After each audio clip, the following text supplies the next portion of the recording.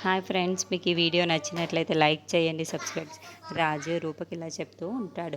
రూప ఇలా ఫోన్ చేసి లిఫ్ట్ చేసి ఇలా చెప్తూ ఉంటుంది. చెప్పు రాజు. రాజు ఇలా చెప్తాడు, నీకు నాకు తెగదింపులు అయిపోయాయి.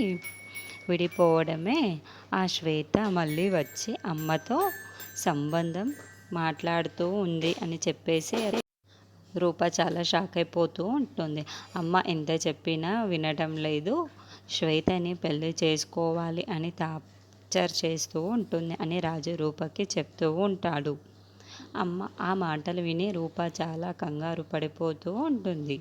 ఇప్పుడు ఎలాగైనా సరే రాజు అని రూప అడుగుతూ ఉంటే, ఇక మన మధ్య ప్రేమని కూడా బయట పెట్టాలి. మనం ఒకరినొకరు విడిచి ఒకరు బతకలేము అన్న నిజాన్ని వాళ్ళకు తెలిసేలా మనం చెయ్యాలి అని రాజు అంటూ ఉంటే, అవును రాజు, నువ్వు చెప్పేది నిజమే.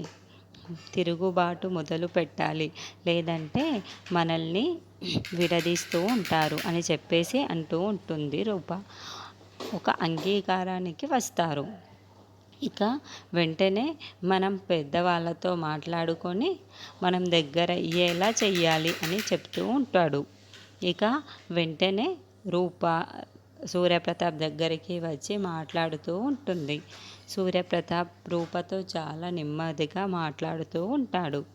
మరి రూప రాజు గురించి సూర్యప్రతాప్తో మాట్లాడి వాళ్ళు కలవడానికి ఒప్పిస్తుందా లేదా అన్నది మనం నెక్స్ట్ ఎపిసోడ్లో చూద్దాము.